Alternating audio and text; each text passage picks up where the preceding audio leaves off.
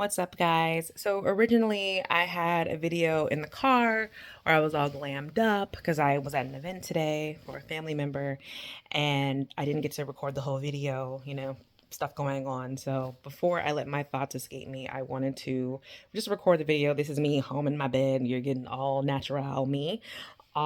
And as you can see, this video is about Gypsy Rose Blanchard and her whole situation right now. Let me first start off by saying that I have absolutely no issue with Dee Dee Blanchard being dead. Not one. I think what she did to Gypsy was horrible. I think it was disgusting. I think that there's no reason to put your child through that type of physical abuse. And I guess a lot of people say, punching and hitting is physical abuse, but also removing organs from your child, having their teeth removed, having them go through extremely painful surgeries, having a tube inserted in their stomach, a feeding tube inserted into their stomach, all of that kind of dramatic stuff is abuse. So that's been said. But with all that being said, I do not believe that Gypsy Rose deserves to be a celebrity right now. I think that it's highly disturbing that somebody can murder someone and become, like I said, a celebrity. I'm not saying that she doesn't need to have remorse, I don't feel like, but there should be some humility about taking a life, regardless of the reasons why or what you were going through. And I feel the same way about a lot of people who claim they've done this through self-defense. Look at people like Kyle Rittenhouse. He killed people in self-defense, so he claims, okay, fine, he killed them in self-defense. He has no humility about it. Went on a press tour, has done all this stuff. George Zimmerman murdered somebody in what he claims self-defense. Went on a whole NRA tour, signing Skittles. These people should not be revered as icons. They should just say, hey, you killed somebody in self-defense. Sorry that happened to you. Sorry when going about your life. But people are they're turning her into an influencer. And I'm not sure how she is supposed to be an influencer. What she did was wrong, no matter the justification for it. She was not, when this happened, when she killed her mother, she was not actively being abused. It's not like her mom was holding her down doing something. Gypsy reached over, grabbed the knife, and stabbed her mom in the eye. That's not what happened. Gypsy solicited a murder. She did. She might have paid Nicholas Godejohn, but she solicited a murder. And a lot of people are forgetting about the stuff that happened. Everyone is only thinking about the stuff that led up to the murder, like all the awful stuff that her mom did, because her mom was a scumbag. But everybody keeps forgetting about the stuff afterwards.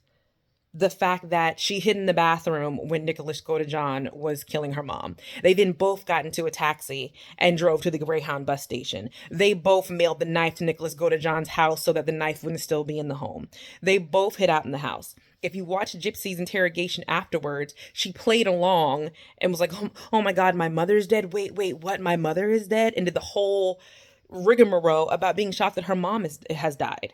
She didn't come out and say, yes, I killed my mom because of all these things that she was doing to me. She could have easily done that and chose not to. I also think it's disgusting that Nicholas Godejohn is in life in prison without parole. If Gypsy gets all the excuses in the world about why she did this, why isn't Nicholas Godejohn given the same grace? And I have a soft spot in my heart for him because I have a special needs son. I know people are like, autistic, that's not special needs. Well, there's a huge wide spectrum of what special needs means and what autism means. That's why they call it the autism spectrum. You can be anywhere from having Asperger's syndrome, where it just basically means that you have a hard time communicating with others and expressing yourself, but you're still fine. You could be a lawyer, doctor, dentist, who cares?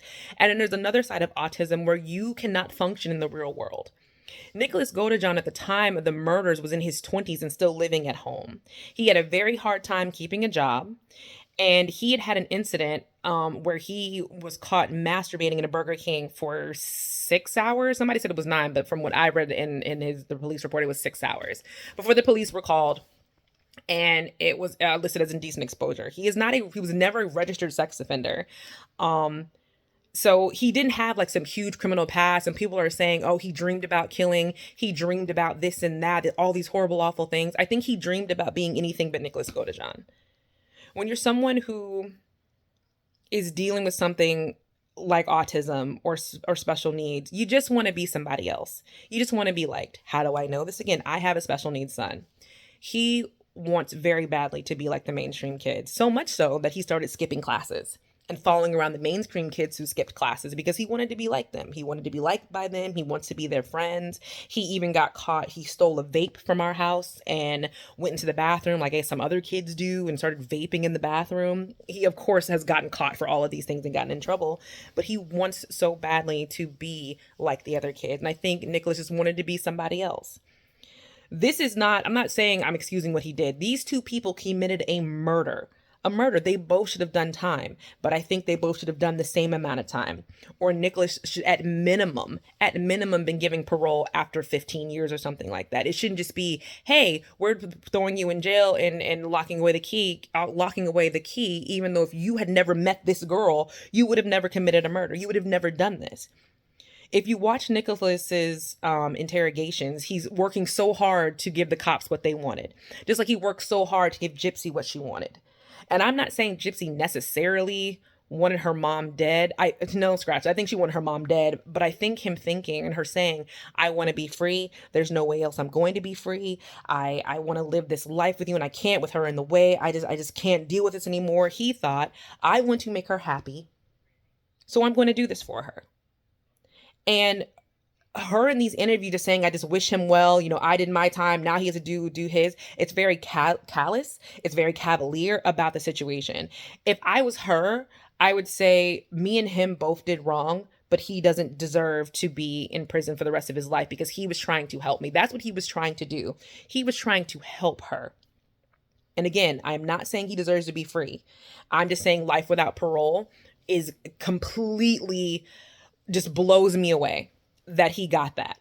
And again, I blame his lawyers. I know his lawyers attempted to have him use it as part of his defense, but it didn't go anywhere. But he is okay. Let me back up. There were two things they tried to say, that he was hearing voices and he was schizophrenic. That was never legally diagnosed. That was never diagnosed by any doctor or medical professional or anybody. His parents tried to say that, but that was never diagnosed. The only thing that has a history of diagnosis is that he is autistic. That brings me to my other point. Nicholas Godejohn's parents failed him unbelievably. Like, if you thought your child was schizophrenic, you could have easily have gotten him tested and it wouldn't have been at a cost of your own, because that is a service that the state would have provided. Because if he comes out that he is schizophrenic, he then becomes not ward of the state. He becomes I forgot what the name is, but he basically starts getting services from the state, Social Security, the whole thing. He can get free therapies, whatever was needed to make sure that he can function in the real world. That's how it works. Again, my son has a mosaic Down syndrome. When he was diagnosed, everything changed. We got my husband got Social Security for him. He gets services outside of the school, occupational therapy, speech therapy, physical therapy. He gets speech therapy in school. He's in the ESC program, which is the nice way of saying he's in the special needs kids program at the high school. They give you these services. So why wasn't he getting these services? It doesn't seem like he was getting these services. And the interrogation, when his parents are talking, it's almost like, well, yeah, he's slow, but it's not that big a deal. It's fine. We never thought this and that. It just sounds crazy to me that they failed their child. And even after he was arrested, as a parent, I would have fought harder. I would have fought a lot harder. I would be screaming from the rooftops. I have not seen any interview with Nicholas Godejohn's parents. I've seen interviews with him, but I haven't seen any interviews with his parents fighting for him like they should, like I would have done, like my husband would have done for our son. Like all the special needs parents I know would have fought hard for him. I think it's a very messed up situation that he's in, and there's really nothing anybody can do about it. His appeals have been denied. There was for a short time like an innocent act type of group helping him, but they stopped helping him in 2022. So he's going to be in there for the rest of his life. And even now in interviews, he's still doing what a lot of special needs kids do. You want me to tell the truth. Me telling the truth is going to make you happy. So I'm going to tell the truth about every single thing imaginable. I'm going to be honest. And he's in jail, and Gypsy Rose is a media darling. The girl still killed her mother. And everybody keeps forgetting about that. They're only thinking about the fact that she was abused. No one's thinking about the actions afterwards. The videos they posted online of themselves in the bed together laughing and joking around. The posts they put on Facebook that triggered the IP that was made, which is the reason why they were found in the first place. These were all things that Gypsy actively took action. She didn't just, I killed my mom, let's go hide and be quiet. It was, let's brag about what we did. And what she did was wrong. Um, I and there's claims now coming out that she's saying that her grandfather sexually abused her, but in every single documentary, the family on Dee Dee Blanchard's side had no contact with her. So when did this happen? How do you go from having zero contact to you being sexually abused? And it's just a very convoluted situation right now. And I hope it doesn't come out later that Gypsy has continued her manipulations in different ways. And people say, well, it's not her fault. She learned from her mother, which is true. But we can't just keep making excuses after excuses after excuses for this person who has shown a manipulative side once and wait for her to show a manipulative side again, and it maybe be the same thing where someone dies or is hurt or something else. You know, I don't think Gypsy is some awful, horrible person, but I think the treatment from her mother has turned her into a different person than she probably wouldn't have been. And just because her mother is not alive and not with her does not mean that her mother's actions don't have a lasting impact on her. And not just a PTSD. I'm talking that the traits that she saw her mother do that worked won't work for her, for other people. And that's all I have to say. You know, people have been kind of jumping on me on Twitter about me posting about Nicholas, but I'm going to. Again, I am not saying that Gypsy Rose needs to be in jail for the rest of her life. That is not what I'm saying. I'm just saying that Nicholas Godejohn doesn't need to be in jail for the rest of his life. So jump down in the comments. Let's get the conversation started. If you disagree with me, I get it. I understand, but I've read the case. I've watched the documentaries. I've listened to the interrogations ad nauseum. I've been in depth in this.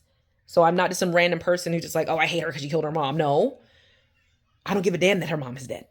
Her mom, I would have loved for her mom to stand trial like the YouTube mom who had in Arizona, how those two women are looking at 66 years in prison. I would have loved for that woman to stand trial and be looking at that kind of time. That's the kind of time that Dee Dee Blanchard deserves. But she's dead. And I'm okay with that. So anyway, drop down in the comments. Let me know your thoughts. And I will talk to you guys in the next video.